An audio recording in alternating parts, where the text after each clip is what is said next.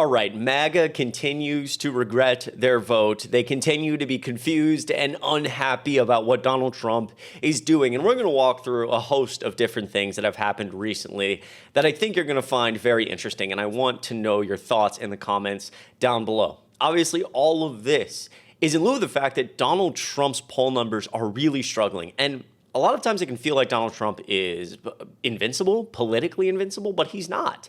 And his poll numbers are a disaster. And not only are his, his overall approval rating is the lowest it's been in this term, but on the issues themselves, there's some real trouble, especially on his top issues. I mean, he's underwater on every issue, but when it comes to the economy, underwater, immigration, underwater.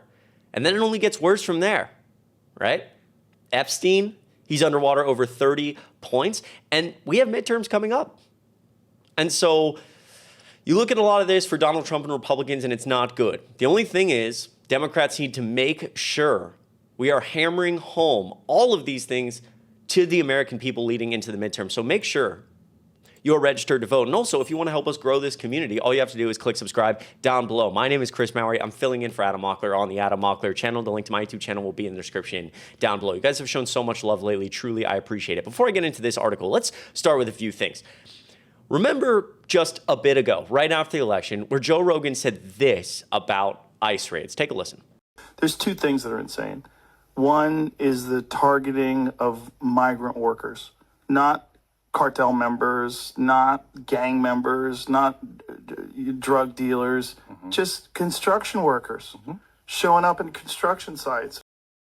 So we've talked about this clip before on this channel. Joe Rogan, somebody who literally had Donald Trump on before the 2024 election, which was a big deal, seeming to take frustration to Donald Trump's approach on immigration, as many have. And then this week, just a few days ago, he says this about election fraud. Take a listen. Happened because they cheated the election. Okay, so I'm going to need to know who they is, and I'm going to need to know when we're going to see them perp walked. Like, right. You're the president now. You got your whole... But all of us on some level don't really think they're going to start arresting people over the stolen election of 2020. And... I don't think they have any evidence. Yeah, no, that's right.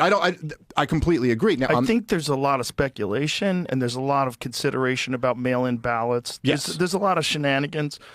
There's a good record of shenanigans, and there's the reality of any kind of electronics can be hacked.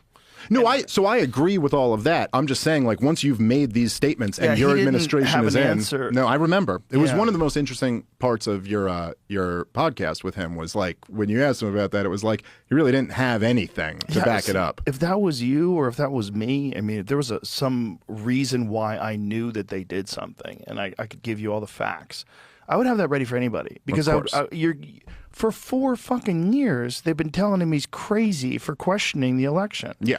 So after 4 years, I'd have a fucking tight 10 minutes on the election where I could just rattle off at you. So now Joe Rogan agreeing, questioning the idea that the 2020 election was stolen, saying there just isn't evidence, which, I don't know, infuriates me to my core because you have the biggest podcast in the world and you brought Donald Trump on right before the 2024 election and allowed him to spew this garbage, and endorsed him, frankly.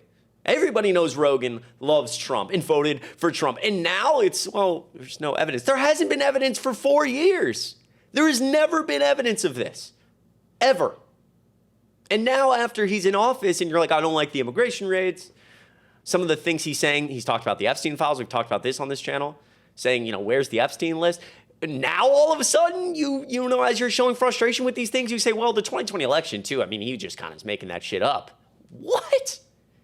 Insane. And you see this happening frankly, around the country, whether it's Rogan, people who make millions of dollars a year who want to say, oh, I changed my mind.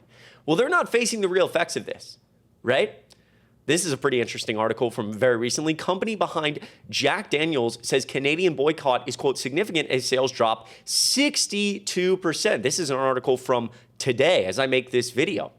Let's read a little bit. The parent company of American alcohol producers such as Jack Daniel's Whiskey and Woodford Reserve Bourbon say sales to Canada dropped 62% during the latest fiscal quarter compared to a year ago, as American alcohol remains off the shelves in many provinces. After U.S. President Donald Trump imposed tariffs on Canadian goods in early March, a number of provinces retaliated, pulling American alcohol from store shelves. And during a conference call with investors Thursday, officials with Brown-Forman, the parent company of brands such as Jack Daniel's and Woodford Reserve, noted other pressures, but said the boycott is causing a, quote, significant impact, right? So you have American companies struggling with the tariffs, and obviously we've seen American companies, not just because, their products have been pulled off the shelf in Canada, but just, American companies that are trying to literally produce goods in the United States that are struggling. And this is something that people just don't seem to understand.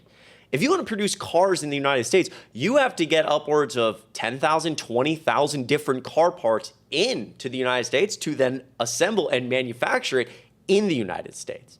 And so in some ways, you're actually hurting American businesses that want to make things here, on top of hurting businesses that sell goods in places like Canada, Mexico, all around the world, as we have become just deadly to trade with, deadly to partner with economically.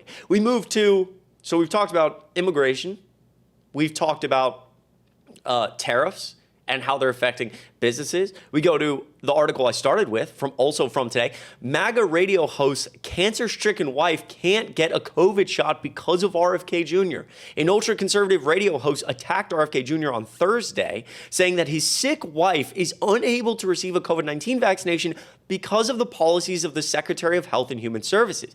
Eric Erickson, an influential conservative talk show host, reposted a New York Times article about declining availability for the COVID vaccine at pharmacies and said his wife is one of the people affected. Quote, "My wife has stage 4 lung cancer. She is one of the people the COVID vaccine actually helps. Thanks to the current mess at HHS, CVS is unable to get her vaccine." In response to comments criticizing his take, Erickson further explained his wife's predicament and sharpened his criticism of Kennedy. "Just for all the people chiming in ignorantly, the vaccine does not prevent COVID for my wife, but it greatly minimizes the impact of the virus. It's the difference between symptoms accounting to a runny nose and being bedridden for a prolonged period of time."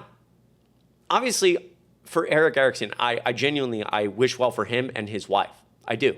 I mean that from the bottom of my heart. It's the idea that we screamed about stuff like this for so long. We screamed that if you have an environmental lawyer running goddamn health and human services in this country, excuse my language, saying the COVID-19 vaccine is not safe and effective, this is what you're going to run into. Problems like this, also relating to medicine. This was a Facebook post I found from just a few hours ago, right? A lot of this from just today or last few days. "Wow, I voted for Trump. My medicine from Canada just doubled. Starting to see a mistake was done."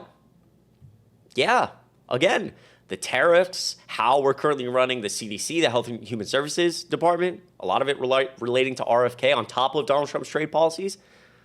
Healthcare costs, along with all costs, just because inflation is rising, are getting worse.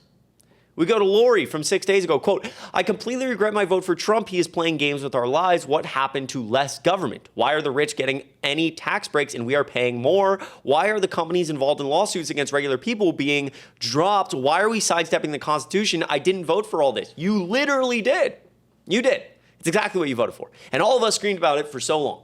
My hope is in all of this, as we talk about the declining poll numbers, moving into the midterms, people realizing in so many different aspects, whether it's we were lied to about the 2020 election. We were lied to about immigration.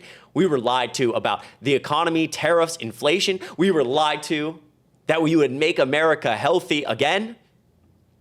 We were lied to about how we would help farmers. Carrie Underwood's Tennessee farm crisis. American Idol star struggling to maintain property and dozens of animals. This article going into the idea that Carrie Underwood is working very hard on her farm, struggling to find workers for her farm as our labor market is getting crushed. I mean, all these things, I beg you, talk to your friends and family and make sure you are registered to vote. We've got to fight back against this in the midterms.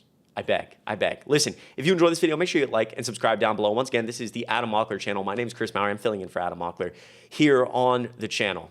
And to build something big, to punch back against MAGA media and do well in the midterms, help Democrats get to where they need to be, push them in the right direction, We're trying to build something big here and uplift Gen Z voices while doing it. And it goes such a long way if you just hit subscribe. And again, the link to my YouTube channel will be in the description down below. You guys are the best. I hope you have a great Labor Day weekend. Be safe. And if you've made it this far, let me know what you're doing let me know what you're doing for Labor Day weekend down below in the comments. I do read the comments. I'll try to respond to a few. I love you all so much. Be safe, be easy. I will see you in the next video.